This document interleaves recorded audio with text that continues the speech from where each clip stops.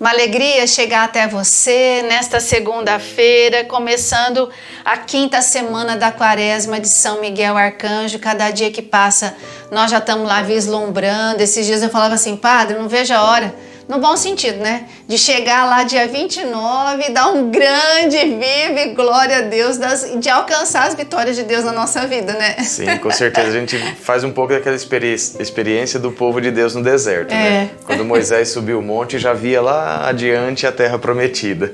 Estamos assim também. Importante. Sinal que a gente está caminhando, estamos caminhando um passo de cada vez, porque é assim como a tartaruguinha, né, padre, que a gente viu. É de um passo de cada vez, mas é constante. Sim. Nem devagar, nem rápido, mas sempre constante, né? Exato.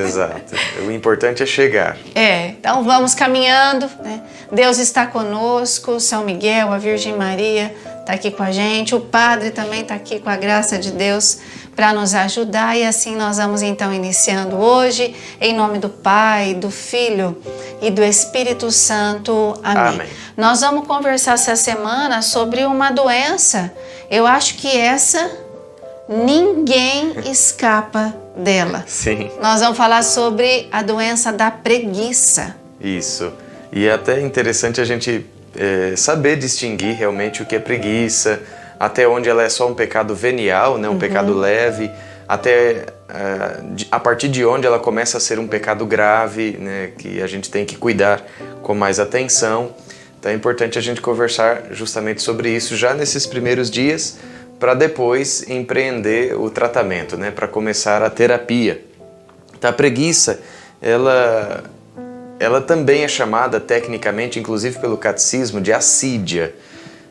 São Gaspar Bertone tem um livro que se chama justamente Assídia.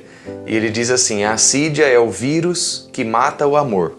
Olha! É o vírus que mata o amor, porque a assídia é uma mistura de tristeza com preguiça. O que é então a preguiça nesse ponto, né? A preguiça misturada com a tristeza. É uma preguiça de fazer o bem. Por exemplo, a gente sabe que Deus espera de nós a santidade e que ser santo dá trabalho. Tem a cruz, tem a renúncia, né? Tem uma série de exigências que custam para nós. Então, o que é a assídia? É quando eu vejo todas essas exigências e digo assim, não, vai dar trabalho, não quero. Deixa pra lá, deixa pra depois. Exato. Então essa tristeza de fazer o bem, porque ele custa, porque dá trabalho, isso é assídia, isso é preguiça espiritual. E aí a gente precisa saber que a preguiça ela é um pecado leve quando a gente está falando assim, desse sentimento que a Sandra dizia, né? Parece que ninguém escapa dela. Realmente, eu tenho que hoje levar o lixo para fora, porque o lixeiro vai passar cedo. Então, dá aquela moleza. Isso é uma preguiça natural até, pecado venial, pecado leve. Mas o dever que você está deixando de cumprir é pequeno, perto do dever da santidade. Então o que determina se a preguiça é pecado leve ou pecado grave é o dever que você está deixando de cumprir por causa dela. Então uma coisa é você deixar de levar o lixo para fora naquela manhã. Outra coisa é você deixar de ser santo, porque dá trabalho. Então olha o abismo que existe entre uma coisa e outra. Então a preguiça é justamente essa falta de energia interior para cumprir o dever. A gente precisa ficar atento, não só no sentimento de preguiça que nós temos, mas também no dever que a gente está deixando de cumprir. Isso é muito sério, porque às vezes não, né? Mas a gente tem deveres no trabalho, deveres com a família, deveres com a igreja, no sentido assim, daquilo que é responsabilidade minha, seja aquilo que eu assumi ou seja aquilo que é próprio do papel que eu desempenho, né, em algum lugar. Então é muito sério isso. E o senhor está ajudando a gente num ponto muito importante para a gente entender até onde essa preguiça ela é mais grave ou menos grave. Mas ela é sempre... Não existe preguiça boa. Exato. Como a gente viu a semana passada da ira. A gente já viu isso. Às vezes, alguma doença tem um lado bom, vamos dizer assim, né? Mas no caso da preguiça, não tem lado bom. Não, ela só é menos grave ou mais grave, mas sempre ruim. Sempre ruim. Porque um dever deixa de ser cumprido. E aqui, uma coisa que você disse me lembrou o seguinte. Às vezes, a preguiça pode vir disfarçada de um ativismo. Por exemplo, uma pessoa que ela ela é um trator para trabalhar. Então lá na empresa ela vai, ela faz. Ninguém diz que aquela pessoa é preguiçosa. Mas aí chega em casa, ela não cumpre os deveres de pai, ela deixa os deveres, né, os cuidados com a família, ela não reza. Então quer dizer, é uma preguiça disfarçada de ativismo. Ninguém na empresa vai dizer que aquela pessoa é preguiçosa, porque ela faz, mas no fundo ali está escondida uma preguiça de ser quem deve ser. Então a gente tem que tomar cuidado para também não rotular os outros, né? Por causa desses conceitos que a gente tem. Então, isso já ilumina a nossa vida, porque Sim. eu já fiquei pensando em mim, falei, meu Deus, como que é? Porque muitas vezes isso também acontece. A gente lá no trabalho não tem preguiça, é uma coisa e outra e vai e faz bem, faz com gosto, faz tudo, é tudo bom. Mas a hora que chega lá em casa, então vou trazer para mim, né? Para nós que somos mulheres, né? Trabalhamos fora, enfim, temos todos os nossos compromissos. Aí eu chego em casa, mesmo que eu tenha alguém que me ajude, seja um dia na semana, enfim, tem coisas que eu tenho que fazer. Eu tenho que fazer a comida, eu tenho que organizar a casa, eu tenho que colocar a roupa para lavar, eu tenho que estender, recolher. Se eu tenho criança pequena, eu tenho que olhar a tarefa, como é que tá na catequese. Então, se eu, Sandra, como uma mulher, se lá fora eu não tenho preguiça para trabalhar, mas chego em casa, a hora que eu ponho o pé para dentro de casa, a preguiça monta com os dois braços, assim, senta no meu pescoço e eu falo, não, nossa, eu não vou fazer mais, não tenho coragem, não tenho vontade de fazer mais nada, de tal forma que isso se repita. É preguiça. Tem um limite ali que é tênue, né? Entre cansaço e preguiça. Cansaço não é pecado, gente, cansaço não, porque ele exige o descanso, você não é uma máquina. Mas se você percebe que está justificando a preguiça no cansaço, então cuidado, né? Porque é tudo isso que a Sandra está dizendo. Nós temos deveres no trabalho, na família, no cuidado da casa, na vida de oração. Então esses deveres não podem ser delegados, né? Outra pessoa vai fazer por mim. Cuidado, né? Não justifique a preguiça com o cansaço e não camufle a preguiça no ativismo do seu trabalho. Então atenção, para a gente não transformar a preguiça, que pode ser um pecado leve, num pecado grave e que pode até nos fazer comprometer a nossa salvação. Isso. Então você já está pensando na sua vida, já se identificou com algum desses casos, já é matéria de confissão, né? E já é aí recomeçar. O padre, o senhor falou de um nome muito conhecido para nós, que é assídia, mas tem um outro nome que é muito complicado, mas que a gente ouve muito.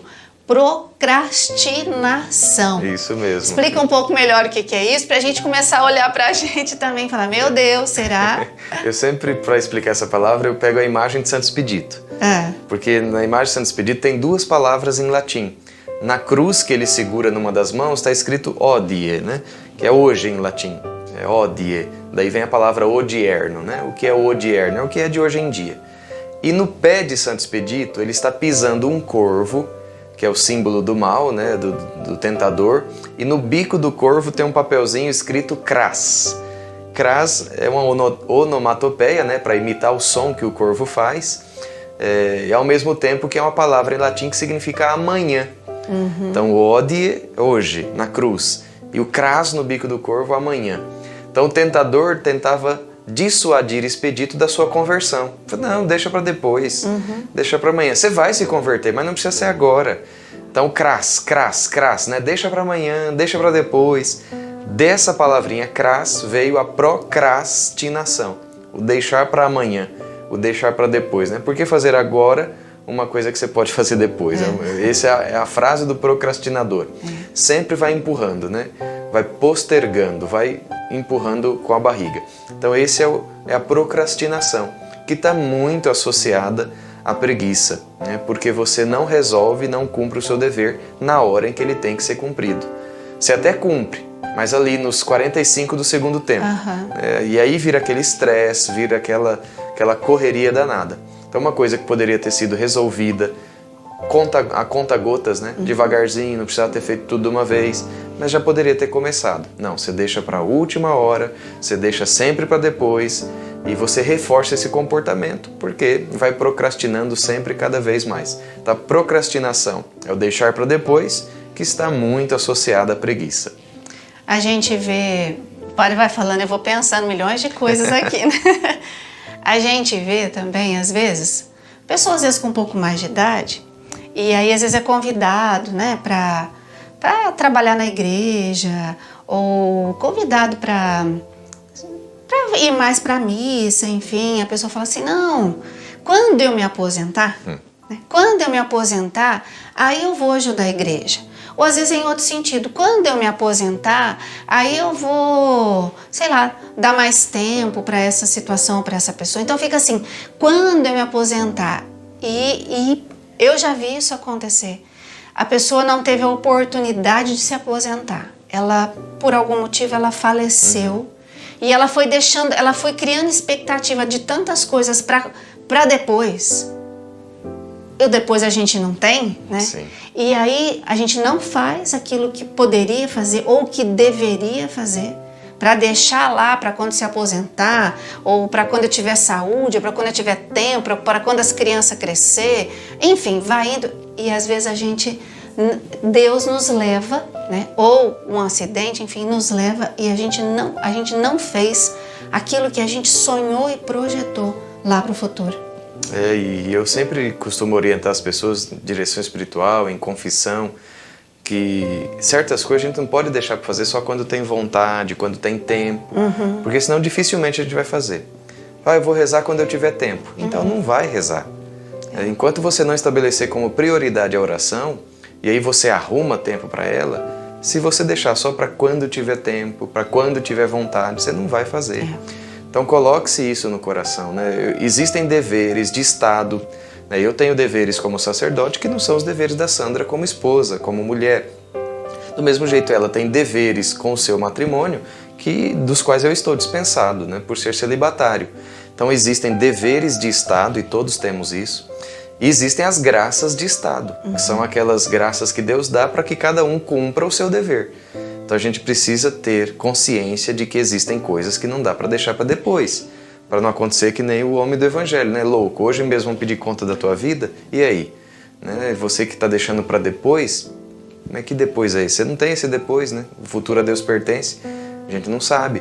Então atenção, a vigilância é aí um bom remédio para começar já a falar do cuidado que a gente tem cuidado que a gente tem que ter com a preguiça. Isso. O senhor já foi falando também um pouco da questão da preguiça espiritual, né? Entre uma coisa e outra, entre um assunto e outro, já foi entrando, né? Sim. Porque a preguiça espiritual tem a ver com as exigências que o Evangelho me faz para eu ser santo. A preguiça, enquanto tal, é de fazer coisas mesmo, né? Eu dei o exemplo de levar o lixo para fora. Quer dizer, é uma falta de energia física. Agora, quando a gente transfere isso pro espírito, é a falta de vontade de ser santo, né? De fazer o que Deus espera que eu faça. Eu até vi aqui, anotei, né? A preguiça como doença é não ter vontade de combater. Exato. Olha, nós estamos aqui nessa quaresma, né? Nesse combate. Então a gente vai ainda, como que a gente estivesse assim num ritmo, né? Mas a quaresma vai acabar. Nós não vamos ficar aqui depois, né? Até isso é positivo, porque depois eu vou exercitar e tudo aquilo que eu vivi e tudo mais. Então, olha, preguiça de combater o pecado, de combater a minha preguiça de combater a minha preguiça. Né? Então, o Senhor nos chama, e São Miguel, que é esse príncipe dos exércitos do Senhor, né, nos chama, porque a nossa vida é um combate. Então, se eu tenho preguiça de combater, é como se eu dissesse assim, aquela música, né? Deixa a vida me levar, né? Vida leva eu. É como se a gente tivesse assim, ó, e deixa a correnteza levar a gente. Pelo amor de Deus, para onde essa correnteza vai nos levar, né, padre? Justamente, né? Se você não faz o esforço de remar para chegar onde tem que chegar, também tem que aceitar onde o vento leva, e nem sempre... Nós somos chamados a remar contra a maré, não é o peixe na Piracema, é isso, né? Sim. Que ele tem que subir, vencer toda aquela correnteza para ele poder desovar, não é isso? E procriar. Então, somos nós, né? É correnteza acima, é esforço, é ilusão a gente achar que a nossa vida vai ser mar de rosa, vai ser fácil. A nossa vida é combate e é esforço. O tempo todo. O tempo todo. Então vamos rezar, gente. Já vamos nos colocando aí nessa presença desse Deus que já vai nos chamando. Olha, é hoje, né? É hoje, não é crás, não. Não é amanhã, não, é hoje. E eu já queria dar uma sugestão, além daquela que nós vamos ter para a quaresma.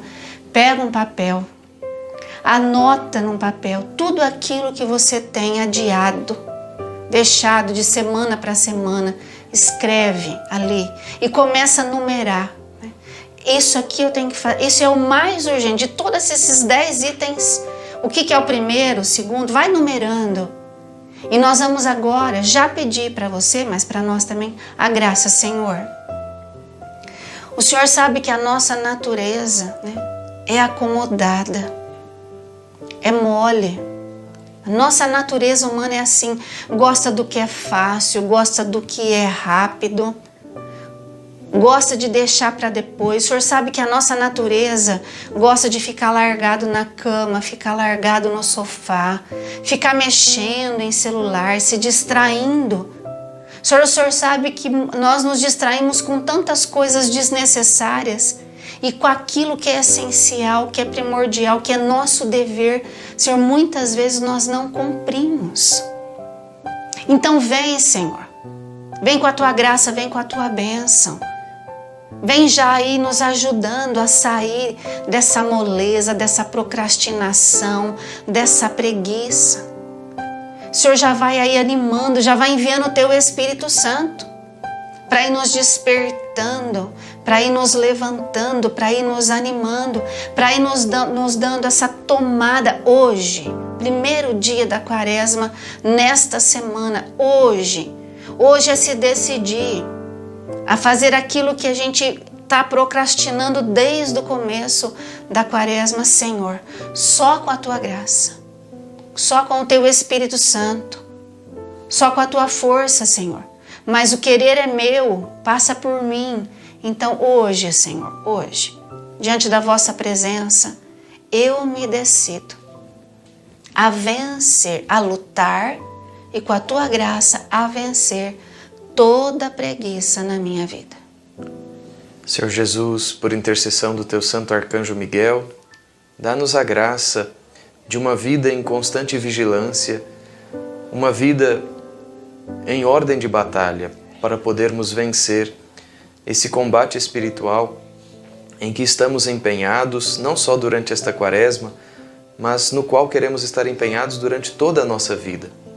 Dá-nos, Senhor Jesus, a graça de vencer esse sentimento de preguiça, de indolência, esse sentimento de assídia, o vírus que mata o amor. Dá-nos, Senhor, a graça de amar sem medida, para que nós não sejamos preguiçosos naquilo que compromete a nossa salvação. Amém. Amém. Vamos lutar mais esse dia, rezando as orações. São Miguel Arcanjo, defendei-nos no combate, sede o nosso refúgio contra as maldades e as ciladas do demônio.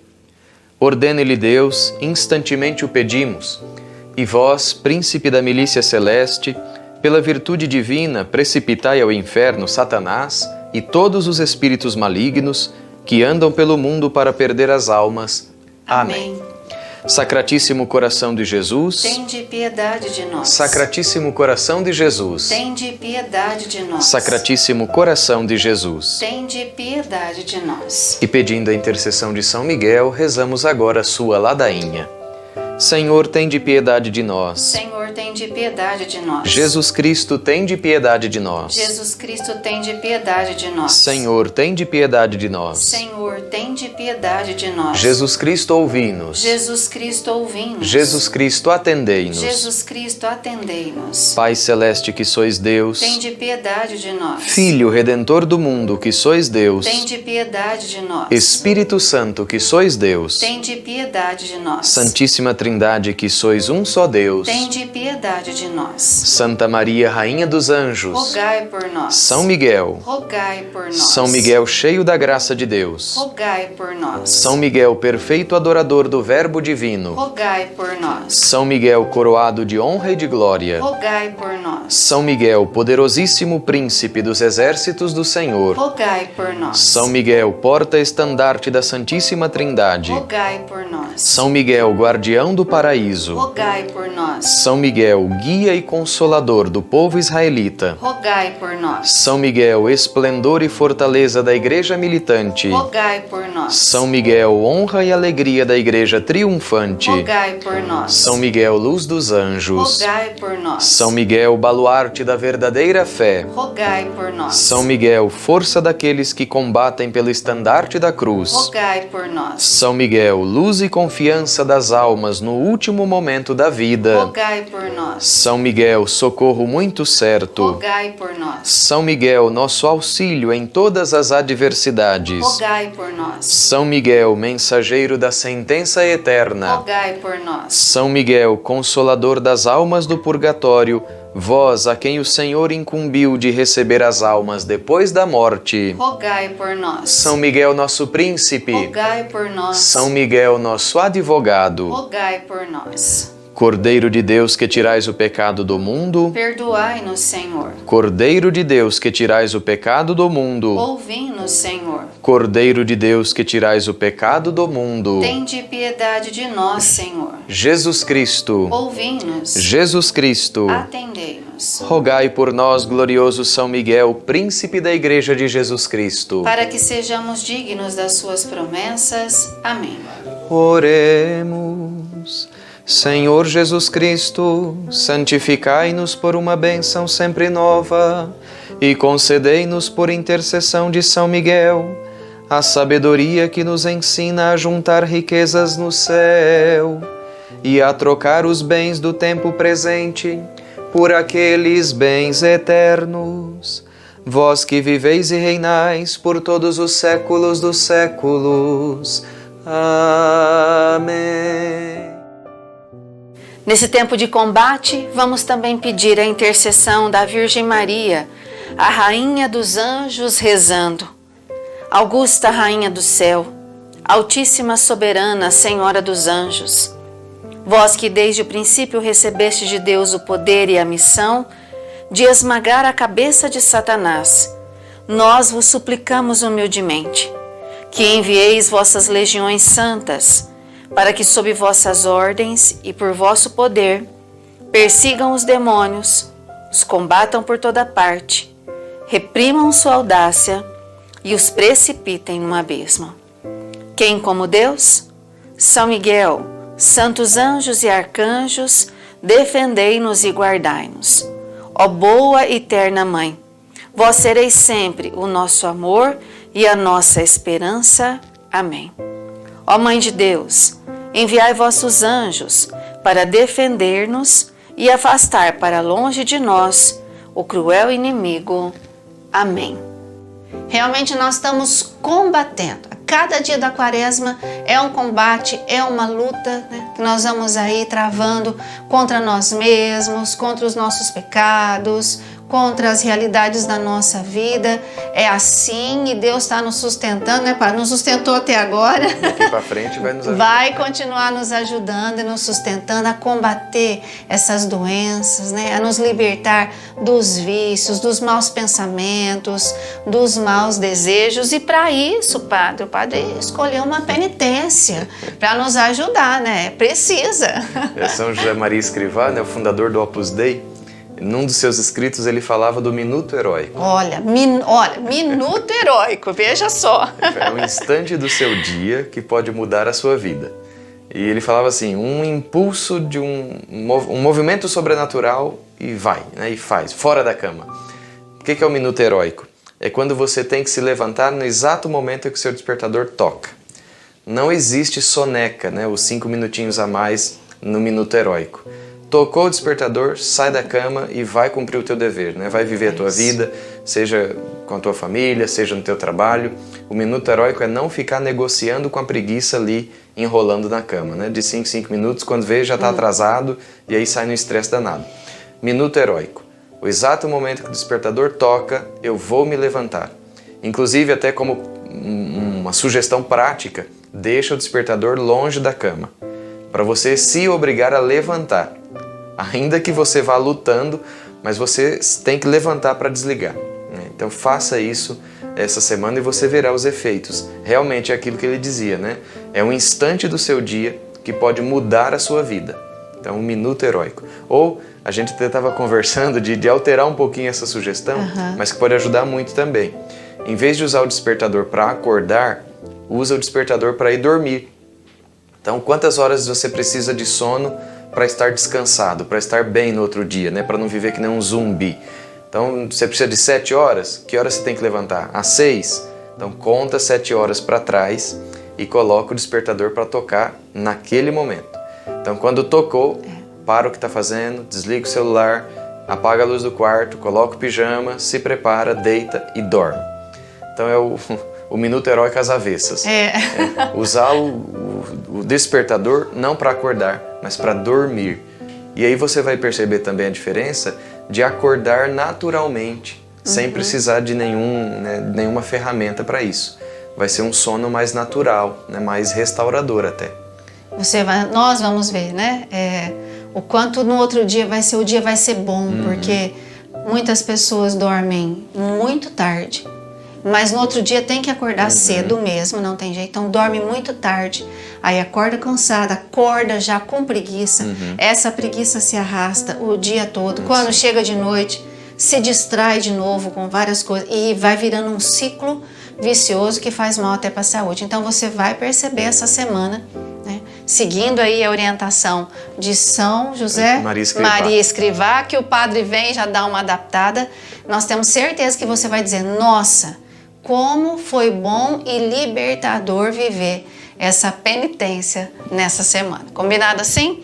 Padre, amanhã nós vamos conversar então em relação à preguiça, sobre manifestações, consequências, raízes e efeitos dessa preguiça na nossa vida. Sim. Então, amanhã sem preguiça, tá bom? Sem preguiça, amanhã mais um dia da nossa quaresma de São Miguel Arcanjo. Mas como nós somos humanos, somos anjos, ela pode ficar aqui, às vezes, do nosso ladinho, prontinha para pular, e nós, aqui no nosso ombro, vamos pedir a bênção de Deus para a gente poder vencer toda essa preguiça. O Senhor esteja convosco. E Ele está no meio de nós. Por intercessão da bem-aventurada Virgem Maria, Rainha dos Anjos, de São José, o Operário, desça sobre vós e permaneça sempre a bênção de Deus Todo-Poderoso, Pai e Filho e Espírito Santo. Amém. Como nós estamos no combate, São Miguel Arcanjo, príncipe dos exércitos do Senhor, rogai por nós.